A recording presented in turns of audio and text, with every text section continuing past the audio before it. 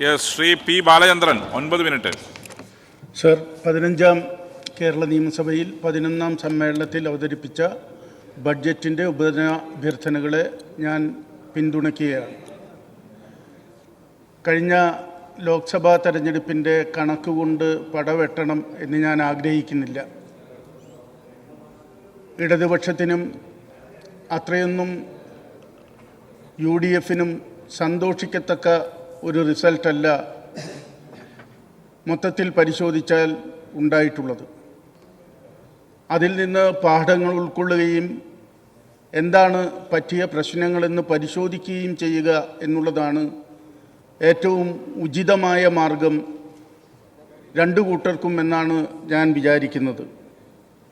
ജനാധിപത്യവും മതേതരത്വവും ഇന്ത്യൻ ഫെഡറലിസവും തകർത്ത് അധികാരത്തിൽ വീണ്ടും വരാൻ ആഗ്രഹിച്ച ഒരു ഭരണകൂടത്തിന് അവിടേക്കുള്ള വഴി കുറച്ചുകൂടി ദുർബലപ്പെടുത്താൻ അഖിലേന്ത്യാ രാഷ്ട്രീയ സംവിധാനത്തിൽ ഇന്ത്യ സഖ്യത്തിന് സാധിച്ചു എന്നുള്ള സന്തോഷത്തിൻ്റെ ഒരു സന്ദർഭം ഈ തെരഞ്ഞെടുപ്പ് നമുക്ക് വെച്ച് നീട്ടുന്നുണ്ട്. എന്നാൽ ഞാൻ വരുന്ന തൃശ്ശൂരിൽ ദൗർഭാഗ്യകരമെന്ന് പറയട്ടെ, DCC ഓഫീസിലെ മുന്നിലെ വാട്ടർ ടാങ്കിലെ ചെളിക്കുണ്ടിൽ നിന്നാണ് താമര വിരിഞ്ഞത്. അതിനുശേഷം അവിടെ 2 ദിവസങ്ങളിലായി നടന്ന അരങ്ങേറ്റം, കൂട്ടത്തല്ല്, ഇതെല്ലാം തൃശ്ശൂരിൽ ഉയർത്തിവിട്ടിട്ടുള്ള രാഷ്ട്രീയ കോലാഹലങ്ങൾ ചെറുതല്ല. മറ്റ് പല മണ്ഡലങ്ങളുടെയും കണക്ക് പറയുന്ന നേതാക്കൾ 2 പേരുടെ രാജി പോക്കറ്റിലിട്ട് നിന്നാണ് വർത്തമാനം പറയുന്നത്. ബഹുമാനപ്പെട്ട കേരളത്തിൻ്റെ പ്രതിപക്ഷ നേതാവും മുൻ പ്രതിപക്ഷ നേതാവും DCC പ്രസിഡന്റിൻ്റെയും UDF കൺവീനറുടെയും രാജിക്കത്ത് പോക്കറ്റിലിട്ടുകൊണ്ടാണ് നിൽക്കുന്നത്. എന്തിനാണവർ രാജിവെച്ചത്? 86,000 വോട്ട് UDFിൽ നിന്ന് നഷ്ടപ്പെട്ടതുകൊണ്ട് മാത്രമാണോ? പത്മജ BJPയിലേക്ക് പോയതുകൊണ്ടാണോ? രാഷ്ട്രീയത്തിൽ നിന്ന് ഞാനിനി വിടുതൽ പ്രഖ്യാപിക്കുന്നുവെന്ന് കരുണാകരൻ്റെ മകൻ മുരളീധരൻ പ്രഖ്യാപിച്ചതുകൊണ്ടാണോ? ഇപ്പോൾ KPCC നേതൃത്വം മുഴുവൻ ശ്രീ മുരളീധരൻ്റെ പിറകെയാണ്. വയനാട് വേണോ, KPCC പ്രസിഡന്റ് പദവി വേണോ, ഏത് പദവി വേണമെങ്കിലും തരാമെന്നാണ് പറയുന്നത്. എന്താണ് കേരളത്തിൽ BJPയുടെ വോട്ട് വർധനവിൽ ചില മണ്ഡലങ്ങളുണ്ടായ മാറ്റങ്ങൾക്ക് കാരണം? കഴിഞ്ഞ ഏതാനും വർഷങ്ങളായി കേരളത്തിൽ ഇടതുപക്ഷ ജനാധിപത്യ മുന്നണി ഗവൺമെന്റ് നടത്തിയ കേരളത്തിന് വേണ്ടിയുള്ള എല്ലാ നീക്കങ്ങളെയും പിന്നിൽ നിന്ന് കുത്താനും ജനങ്ങളുടെ പക്ഷത്ത് നിന്ന് വളരെ കരുതലോടെ പ്രവർത്തിക്കുന്നതിന് പകരമായി ഏകപക്ഷീയമായി എതിർക്കുന്നതിനുമാണ് UDF ശ്രമിച്ചിട്ടുള്ളത്. ഇവരിപ്പോൾ നവകേരള സദസ്സിനെ കുറിച്ച് പറയുന്നു. അതുപോലെ തന്നെ കേരളത്തിൽ നടന്ന മുഖാമുഖം പരിപാടിയെക്കുറിച്ച് വിമർശിക്കുന്നു. ആ പരിപാടിയെല്ലാം പാളിയതുകൊണ്ടാണ് ഇങ്ങനെ പറ്റിയത് എന്ന് പറയുന്നു. അഖിലേന്ത്യാ തെരഞ്ഞെടുപ്പുകളെ സംബന്ധിച്ചിടത്തോളം കേരളത്തിലെ പൊതു ജനസമൂഹത്തിന് ചില കാഴ്ചപ്പാടുകളുണ്ട്. ആ കാഴ്ചപ്പാടുകൾ ഓരോ തെരഞ്ഞെടുപ്പുകളിലും മാറി വരുന്നതും കേരളത്തിൻ്റെ തെരഞ്ഞെടുപ്പ് ചിത്രം പരിശോധിച്ചാൽ മനസ്സിലാക്കാൻ സാധിക്കും. ഡൽഹിയിലെ മാറ്റത്തെക്കുറിച്ച് കേരളത്തിന് ചില അഭിപ്രായങ്ങൾ ഉണ്ടാവുക സ്വാഭാവികമാണ്. എങ്ങനെയാണ് BJPയുടെ വളർച്ച എന്നുള്ളതാണ് പരിശോധിക്കേണ്ടത്. BJPയുടെ വളർച്ചയ്ക്ക് പിന്നിൽ BJPയെ നിരന്തരമായി എതിർത്തുകൊണ്ടിരിക്കുന്ന, RSSുമായി നിരന്തരം ഏറ്റുമുട്ടിക്കൊണ്ടിരിക്കുന്ന ഇടതുപക്ഷമാണ് അതിന് ഉത്തരവാദി എന്ന് കേരളത്തിൽ പറയാൻ ഇവർക്കെങ്ങനെ കഴിയുന്നു? ഇവർ പറയുന്നത് കേരളത്തിൻ്റെ മുഖ്യമന്ത്രി ചില പുരോഹിതന്മാരെ അവഹേളിക്കുന്ന രീതിയിൽ സംസാരിച്ചു എന്നാണ്. പുരോഹിതന്മാരുടെയും മതസാമുദായിക നേതാക്കന്മാരുടെയും ഒക്കെ പരിലാളനങ്ങളേറ്റു വളർന്ന ഒരു പ്രസ്ഥാനമാണ് ഇടതുപക്ഷ ജനാധിപത്യ മുന്നണി എന്നൊന്നും ഞങ്ങൾ വിചാരിക്കുന്നില്ല. ഈ രാജ്യത്തിലെ പാവപ്പെട്ടവന്റെ കയ്യിൽ കൊടി കൊടുത്ത് അവനെ നിവർന്നു നിൽക്കാൻ പഠിപ്പിച്ച് ഈ സമുദായ രാവണക്കോട്ടകളിലെ വർഗീയവാദികളെ എന്നും എതിർത്തിട്ടുള്ള പ്രസ്ഥാനമാണ് ഈ കേരളത്തിലെ ഇടതുപക്ഷ ജനാധിപത്യ മുന്നണി പ്രസ്ഥാനം.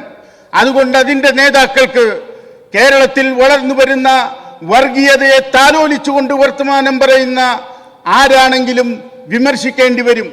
അതാ മതപൗരോഹിത്യ മതസമുദായിക വിമർശനമായി പരിഗണിക്കേണ്ടതില്ല. എല്ലാ ഘട്ടങ്ങളിലും ഇത്തരം പാളിച്ചകളെ ചൂണ്ടിക്കാണിച്ചുകൊണ്ട് തന്നെയാണ് ഇടതുപക്ഷം മുന്നോട്ട് വന്നിട്ടുള്ളത്. നിങ്ങൾക്കതിന് സാധിക്കുമോ? കേരളത്തിലെ ന്യൂനപക്ഷ സമുദായത്തിനകത്തുള്ള തീവ്രവാദ പ്രസ്ഥാനങ്ങളെ വിരൽ ചൂണ്ടി എതിർക്കാൻ കോൺഗ്രസിന് സാധിച്ചിട്ടുണ്ടോ? അങ്ങനെ എതിർക്കാൻ സാധിച്ചിട്ടില്ലെന്ന് കഴിഞ്ഞ തെരഞ്ഞെടുപ്പ് കാലത്ത്, നിയമസഭാ തെരഞ്ഞെടുപ്പ് കാലത്ത് ഈ കേരളത്തിലെ പല രാഷ്ട്രീയ പാർട്ടികളും ന്യൂനപക്ഷ മതങ്ങളെ കേന്ദ്രീകരിച്ച് രാഷ്ട്രീയ പ്രവർത്തനം നടത്തുന്ന പല പ്രസ്ഥാനങ്ങളും തെളിയിച്ചിട്ടുള്ളതല്ലേ. അതുകൊണ്ട് ഇടതുപക്ഷത്തെ വല്ലാതെ കടന്നാക്രമിക്കുമ്പോൾ ചില കാര്യങ്ങൾ ശ്രദ്ധിക്കണം. കേരളം ഈ മലയാളികളുടെ മാതൃഭൂമി പെട്ടെന്ന് ഇങ്ങനെ എല്ലാ അർത്ഥത്തിലും വലുതായി വന്നതല്ല. ഞങ്ങൾക്കും പങ്കുണ്ട് എന്ന് അവകാശപ്പെടുന്നതൊക്കെ കൊള്ളാം. പക്ഷേ ഒരു കേരള മോഡൽ കേരളത്തിൻ്റെ മുന്നിൽ വെച്ചുകൊണ്ട് കേരളത്തിലെ സാമൂഹ്യനീതി ഉറപ്പുവരുത്തുന്ന ഒരു പോരാട്ടത്തിന് തയ്യാറെടുത്ത രാഷ്ട്രീയ പ്രസ്ഥാനം ഏതാണ് സർ? 1957 മുതലുള്ള ചരിത്രം പരിശോധിച്ചാൽ കേരളത്തിലെ അങ്കുലി പരിമിതമായ മാറ്റങ്ങൾക്കെങ്കിലും നെടുനിർണായകത്വം വഹിച്ചിട്ടുള്ളത് കേരളത്തിലെ ഇടതുപക്ഷ മുന്നണിക്ക് നേതൃത്വം കൊടുത്തിട്ടുള്ള മുഖ്യമന്ത്രിമാർ. അങ്ങനെയുള്ള ഒരു കാലഘട്ടത്തിൽ ഇങ്ങനെ കേരളത്തിൽ ഇടതുപക്ഷം തകർന്നു, അതിൽ പരിപൂർണമായി ഞങ്ങൾ ആഹ്ലാദിക്കുന്നു എന്ന് നിങ്ങൾക്ക് വിചാരിക്കാറായിട്ടില്ല. കേന്ദ്ര ഗവൺമെന്റ് തുടരുന്ന എല്ലാ നയങ്ങളെയും തുറന്നെതിർക്കുന്നതിൽ കേരളത്തിൽ നിന്ന് ഏതെങ്കിലും ഘട്ടത്തിൽ നിങ്ങൾ കൂട്ടുനിന്നിട്ടുണ്ടോ? കേരളത്തിലെ ഈ മുന്നണി സംവിധാനത്തിനൊപ്പം കേരളത്തിനെ സാമ്പത്തികമായി അവഗണിക്കുന്ന കാര്യത്തിൽ ഈ MLA-മാർ മുഴുവൻ മുഖ്യമന്ത്രിയുടെ നേതൃത്വത്തിൽ തിരുവനന്തപുരത്തേക്ക് പോയപ്പോൾ, കേരളത്തിന്റെ വികസന പ്രശ്നങ്ങൾ ചർച്ച ചെയ്യുന്നതിന് വേണ്ടി തയ്യാറായപ്പോൾ ഒരു ഘട്ടത്തിലും നിങ്ങൾ കൂടെ കണ്ടില്ലല്ലോ. നിങ്ങൾ പറഞ്ഞത് ഇതുകൊണ്ട് രാഷ്ട്രീയ മുതലെടുപ്പ് ഇടതുപക്ഷ മുന്നണിക്കുണ്ടാകുമെന്നാണ്.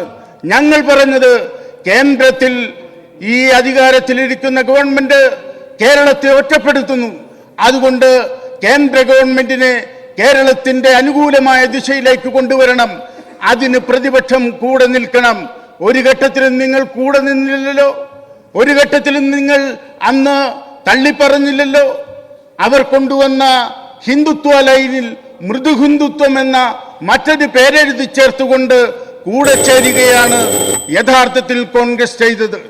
അതുകൊണ്ട് സാമ്പത്തികമായും ഇന്ത്യയെ സവർണ ഫാസിസത്തിന്റെ കീഴിലേക്ക് എല്ലാ അർത്ഥത്തിലും കൊണ്ടുവരുന്ന ഒരു ഗവൺമെന്റിനെതിരെ നടന്ന രാഷ്ട്രീയ പടയൊരുക്കത്തിൽ അഖിലേന്ത്യാ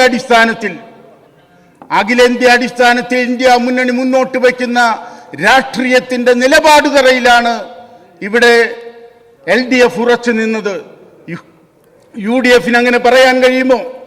നിർണായകമായ നമ്മുടെ ഫെഡറൽ സംവിധാനത്തിനെ അട്ടിമറിക്കുന്ന, ഇന്ത്യൻ ജനാധിപത്യത്തെ അട്ടിമറിക്കുന്ന, ഇന്ത്യൻ ഭരണഘടനയെ ചോദ്യം ചെയ്യുന്ന പൗരത്വ ഭേദഗതി ബില്ല് വന്ന സന്ദർഭത്തിൽ നിങ്ങളുടെ നിലപാടെന്തായിരുന്നു?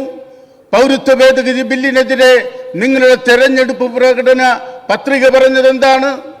നിങ്ങളുടെ തെരഞ്ഞെടുപ്പ് പ്രകടന പത്രിക സത്യത്തിൽ ലൈസിന്റെ പാക്കറ്റ് പോലെയാണ്. പൊതി കണ്ടാൽ തോന്നും വയറ് നിറച്ച് തിന്നാനുണ്ടെന്ന്, പൊട്ടിച്ചാൽ 4-5 കഷ്ണമേയുള്ളൂ. ലൈസിന്റെ പോക്കറ്റ് പോലെയായിരുന്നു നിങ്ങളുടെ പ്രകടന പത്രിക, തെരഞ്ഞെടുപ്പ് പ്രകടന പത്രിക. അത് നിങ്ങളൊന്ന് വായിച്ചു നോക്കണം. ഇന്ത്യയിലെ ഏതെങ്കിലും പ്രശ്നങ്ങൾ കൈകാര്യം ചെയ്യുന്നതിന് വേണ്ടി നിങ്ങൾക്ക് കഴിഞ്ഞിട്ടുണ്ടോ? നിങ്ങളത് ജനകീയ മുന്നണിയുടെ മുന്നിൽ വെച്ച്, ജനപക്ഷത്ത് വെച്ച് വിശദീകരിക്കാൻ തയ്യാറായിട്ടുണ്ടോ? അങ്ങനെയില്ലാത്ത പക്ഷത്ത് കേരളത്തിൽ നിലനിൽക്കുന്ന ഈ മന്ത്രിസഭ മുന്നോട്ട് കൊണ്ടുവരുന്ന ബജറ്റിലെ ധനകാര്യ ഉപധനാഭ്യർത്ഥനകളെ ജനസമൂഹത്തിൻ്റെ പദ്ധതികളാക്കി മാറ്റുന്നതിന് വേണ്ടിയുള്ള ഉപദാനാഭ്യർത്ഥനകളെ സർവാത്മന പിന്തുണച്ചുകൊണ്ട് ഞാൻ എൻ്റെ വാക്കുകൾ ഉപസംഹരിക്കുന്നു.